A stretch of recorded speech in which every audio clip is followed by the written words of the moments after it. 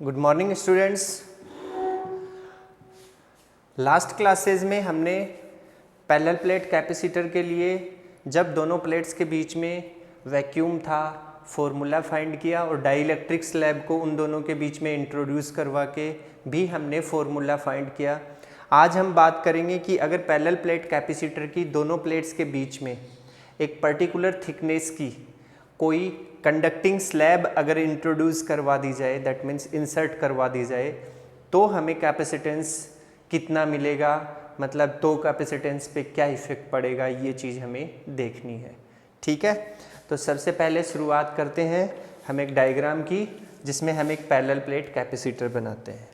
ये लीजिए, ये इस तरीके से हमारा एक पैरेलल प्लेट कैपेसिटर है जिसकी दो प्लेट हैं। ये इस तरीके से ये दोनों प्लेट्स हैं, ये और ये ग्राउंडेड कर दिया हमने इसको, ये ग्राउंडेड कर दिया है इस तरीके से।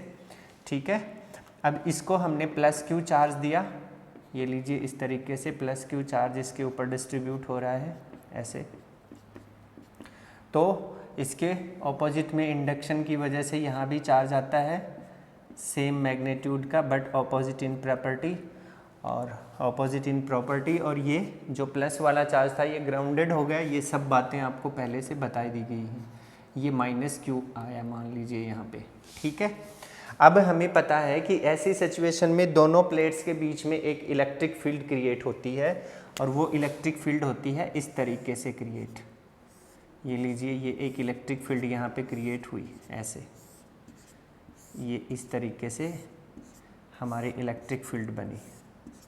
ठीक है, और दोनों प्लेट्स के बीच की जो डिस्टेंस है वो हम कितनी लेते हैं, d लेते हैं। ये हम सेपरेशन ऑफ द प्लेट्स कितना है, d। अब हमने क्या किया, ये जो इलेक्ट्रिक फील्ड यहाँ पे बन रही है, इस इलेक्ट्रिक फील्ड को हमने E नोट से डिनोट कर दिया। किससे डिनोट कर दिया, E नोट। ये आपकी इलेक्ट्रिक फील्ड है E नोट। अब हमने यहाँ पे एक कंडक्टिंग स्लैब लेके आए जिसकी थिकनेस हमने ले ली T।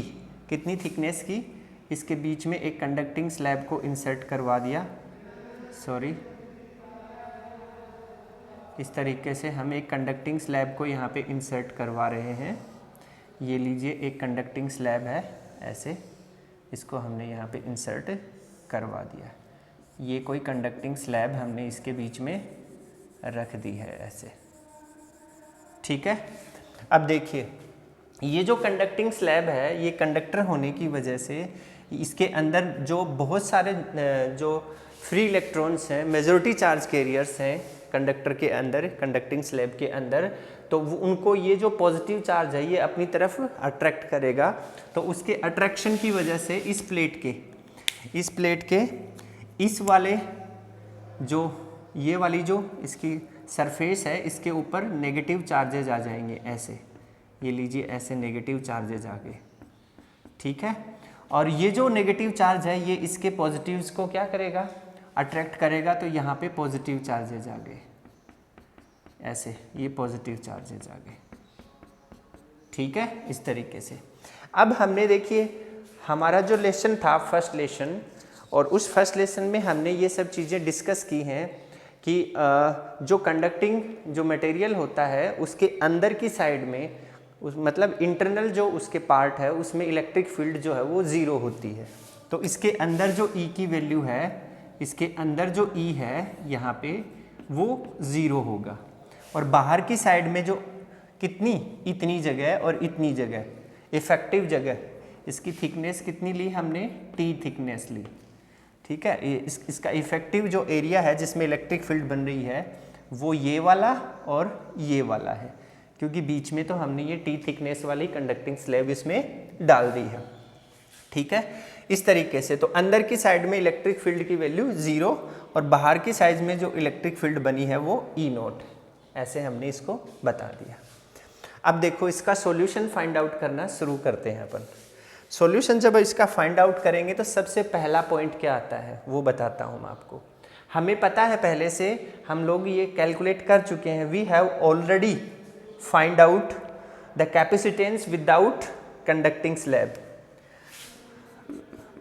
We have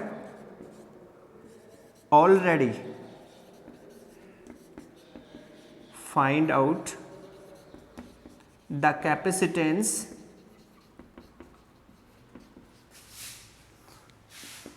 of capacitor without conducting slab is कितना आया था, C इज इक्वल्स टू, याद कीजिए हमने पढ़ा है ये, C is equals to epsilon not A upon D, ये आया था आपका। इसको बना दिया हमने इक्वेशन नंबर 1। ठीक है, अब देखिए इसके बाद ये हो गया। अब हमें पता है कि कैपेसिटेंस का जो फॉर्मूला होता है, since the capacitance C is equals to होता है Q अपॉन V। ठीक है, ये होता है आपका कैपेसिटेंस। अब इस कैपेसिटेंस के फॉर्मूले से हम इसका कैपेसिटेंस फाइंड आउट करेंगे। तो वही हमें ज्योमेट्री की फॉर्म में इसको लेके आना है। तो Q को यहाँ पे अगर चार्ज डेंसिटी को हम दिखाएं सिग्मा, यहाँ पे अगर अब चार्ज डेंसिटी को हम दिखाएं सिग्मा, ये लीजिए सिग्मा, तो Q की वैल्यू क्या हो जाएगी, सिग्मा A। Q की वैल्यू क्या हो जाएगी, सिग्मा A। तो हम लोग यहाँ पे लिख सकते हैं since Q is equals to sigma A। ठीक है, ये आपकी वैल्यू हो गई। And for the potential V is equals to, V की वैल्यू अगर आपको फाइंड करनी है तो V इज इक्वल्स टू क्या होता था, E इंटू डी। तो E यहाँ पे कितना है, E नोट इंटू D तो कंप्लीट थिकनेस है, मतलब कंप्लीट सेपरेशन है। बट जहाँ पे इलेक्ट्रिक फील्ड बन रही है वो इफेक्टिव एरिया कौन सा है, सिर्फ इतना बचा हुआ और इतना बचा हुआ, क्योंकि स्लैब के अंदर इलेक्ट्रिक फील्ड 0 है। तो यहाँ पर तो 0 आएगी, लेकिन इसके बाहर दोनों साइड में जो जगह है वहाँ पे इफेक्टिव इलेक्ट्रिक फील्ड है। तो वो जगह कितनी बची, डी में से ये टी वाला स्पेस अगर हम कम कर दें तो वो जगह इफेक्टिव इलेक्ट्रिक फील्ड वाला स्पेस होगा। तो ये आ जाएगा आपका D माइनस टी। ये V की वैल्यू आ गई आपके पास। ठीक है, अब देखिए E नोट इलेक्ट्रिक फील्ड जो है वो गाउस थ्योरम में हमने डिस्कस किया था, उसकी वैल्यू क्या हो जाएगी यहाँ पे, E naught is equals to sigma upon epsilon naught. E naught क्या होता है, sigma upon epsilon naught. Therefore, यहाँ से देखिए therefore V is equals to E naught की जगह sigma upon epsilon naught into D minus T. ये चीज़ आ गई आपके पास, V की वैल्यू आ गई और Q की भी वैल्यू आ गई आपके पास, ये रही। तो कैपेसिटेंस फाइंड करने के लिए इस वैल्यू को देखते जाइए आप, V और Q की जो वैल्यू है इसको ऊपर पुट कर देंगे, इसमें ये V डाल दिया और इसमें ये Q डाल दिया। ठीक, तो इसको पुट करेंगे तो हमारे पास में वैल्यू क्या आ जाएगी, C is equals to, Q की जगह लिखा सिग्मा A अपॉन और V की जगह लिखा sigma upon epsilon naught D minus T. ठीक है, अब एप्सिलॉन नोट से एप्सिलॉन नोट कैंसिल हो गया और नहीं सॉरी सिग्मा से सिग्मा कैंसिल हो गया और एप्सिलॉन नोट ऊपर चला गया। देन CM बता सकते हैं, इसको क्या बता सकते हैं, CM, M फॉर मीडियम। ठीक है, then CM is equals to क्या बनेगा, epsilon naught A upon D minus T. ये फॉर्मूला बन गया आपका, क्या बन गया है, फॉर्मूला, जिससे हम लोग कंडक्टिंग स्लैब के थ्रू जो कैपेसिटेंस है वो फाइंड कर सकते हैं। ये पूरा फॉर्मूला क्यों, क्योंकि एरिया हमें पता होता है प्लेट्स का, D भी हमें पता है and T thickness of the conducting slab, इसका भी हमें पता है। तो सारे मेजरमेंट्स हमें पता है, एप्सिलॉन नोट की वैल्यू भी हमें पता है, सब इसमें डालेंगे तो हमारे पास में आंसर निकल के आएगा। अब अगर इसी फॉर्मेट को हम दूसरे फॉर्मेट में बनाने की कोशिश करें तो देखिए यहाँ से मैं बताता हूँ आपको। अब हम इसको थोड़ा सा और देखिए, ये जो है इसमें नीचे वाली जो क्वांटिटी है इसमें डी कॉमन ले लिया हमने, डी को कॉमन लिया तो क्या बनेगा, C M is equals to epsilon naught A upon D common आया तो 1 माइनस टी अपॉन डी। इसको ऐसे लिख सकते हैं, आप लिख सकते हैं कि नहीं लिख सकते। ये भी हमारे पास एक फॉर्मूला बन गया है, ये भी हमारे पास फॉर्मूला बन गया है। यहाँ पे इस फॉर्मूले को अगर आप ध्यान से देखेंगे तो हमें एक क्वांटिटी मिल रही है। यहाँ पे देखिए ये वाली जो क्वांटिटी है ये किसके बराबर है, ये तो मैंने आपको बताया था इसके बराबर है।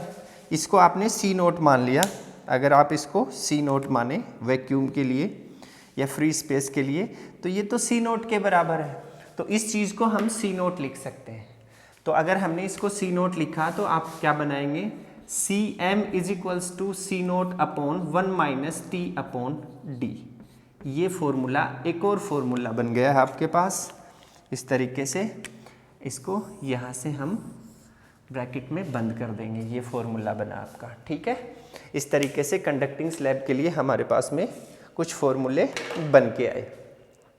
अब अगर इसको हम ध्यान से देखें तो देखो ये जो फॉर्मूला है इससे एक बात तो क्लियर हो रही है कि जब फ्री स्पेस में, दैट मीन्स जब वैक्यूम था दोनों प्लेट्स के बीच में, कुछ भी नहीं था, वैक्यूम था, उस केस में कैपेसिटेंस ज़्यादा होता है या फिर जब कंडक्टिंग स्लैब आप डाल देते हैं तब ज़्यादा होता है। तो इससे हमें ये बात पता चल रही है इस फॉर्मूले से कि जब हम कंडक्टिंग स्लैब डाल देंगे तब ज़्यादा होगा। समझ रहे हैं ना आप, जब हम कंडक्टिंग स्लैब डालेंगे तब कैपेसिटेंस इंक्रीज होता है। कैसे इंक्रीज होता है, यहाँ से देखिए ये 1 है, 1 में से T अपॉन डी, 1 में से T अपॉन डी को माइनस किया तो 1 से छोटी क्वांटिटी आएगी, ठीक है। और 1 से छोटी क्वांटिटी को अगर हम इससे डिवाइड करेंगे तो डेफिनेटली हमें पता है कि अगर मान लीजिए यहाँ पे देखो, इसको समझने के लिए मैं कुछ क्वांटिटीज को यूज लेता हूँ। जैसे C naught is equals to मान लीजिए 12 माइक्रोफेरेड है, ठीक है, और T is equals to 1 mm है और D is equals to 4 mm है, ऐसे मान लिया हमने, ठीक है। अब देखो यहाँ पे वैल्यू डाल रहे हैं, नॉर्मली डालते हैं हम समझने के लिए। तो Cm कितना होगा, Cm इज इक्वल्स टू यहाँ से 12 अपॉन 1 माइनस 1/4, ऐसे लिख दिया हमने, यूनिट चेंज नहीं किया मैंने, एक बार समझाने के लिए बता रहा हूँ मैं आपको। तो नीचे कितना बचा, देखो Cm is equals to 12 upon ये कितना बचा यहाँ पे 3/4 और 4 ऊपर चला गया, then Cm is equals to कितना आया 12 इंटू 4 अपॉन 3, इसको काट कर दिया तो कितना आया 16 माइक्रोफेरेड आया। समझ रहे हैं ना आप, मतलब इंक्रीज होता है, कंडक्टिंग स्लैब को इंसर्ट करवाने से आपका जो कैपेसिटेंस है वो इंक्रीज होता है। ये बात हमने यहाँ पे एक नॉर्मली कुछ वैल्यूज से पुट करके देखी है यहाँ पे। अब अगर मैं आपको एक बात और बोलूँ कि आपकी ये जो स्लैब है कंडक्टिंग स्लैब, ये इस सेपरेशन के बराबर कर दी जाए, मतलब T is equals to D कर दिया जाए। देखो अगर मैं ये बोलूँ कि T is equals to D, मतलब जितनी सेपरेशन है उतनी ही मोटी कंडक्टिंग स्लैब इसके बीच में डाल दी, तो क्या होगा यहाँ से देखिए Cm is equals to C naught upon 1 minus d/d, और d/d का मतलब t की जगह d लिखा हमने, तो d/d का मतलब 1, तो कितना बनेगा आपके पास में C naught upon 1 minus 1, that means C naught upon 0, और सी नोट अपॉन 0 का मतलब क्या हो गया इन्फिनिटी। अब इन्फिनिटी कैसे हुआ, थोड़ा दिमाग लगाइए आप। अरे भाई पूरी कंडक्टिंग स्लैब को इसके बीच में डाल देंगे तो ये तो पूरा एक ही पूरा क्या बन गया, देखो ये है हमारे पास में, एक सेकंड, मान लीजिए ये 2 प्लेट हैं हमारे पास, इन दोनों प्लेट्स के बीच में हमने जैसे ये डाला तो अभी इस तरीके से ये सिचुएशन है।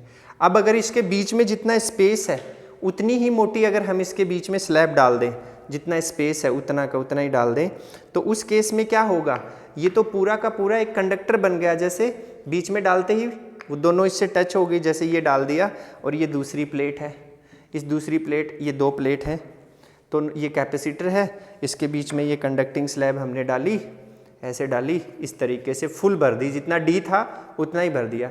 तो अब इसमें कुछ फ़र्क है क्या? सारा का सारा एक कंडक्टर बन गया ये तो, पूरे की पूरी एक ही प्लेट बन गई ये तो। और एक ही प्लेट बन गई, इसका मतलब क्या हुआ? इसका मतलब क्या हुआ? यहाँ से चार्ज देते जाएंगे, यहाँ से ग्राउंडेड होता जाएगा, तो कितना भी चार्ज देते जाओ क्या फ़र्क पड़ने वाला है? सारा का सारा चार्ज तो किस में जा रहा है? ग्राउंड में जा रहा है। इसका मतलब इसकी कैपेसिटेंस कितनी हो गई है? इन्फिनिटी हो गई है। ये वाली चीज़ इसमें हमें समझनी थी, ठीक है। और नेक्स्ट जो टॉपिक होगा उसमें हम लोग बात करेंगे एनर्जी स्टोर्ड इन कैपेसिटर, ठीक है। तब तक के लिए इजाज़त चाहते हैं, फिर मिलते हैं एक नए टॉपिक के साथ। Thank you, have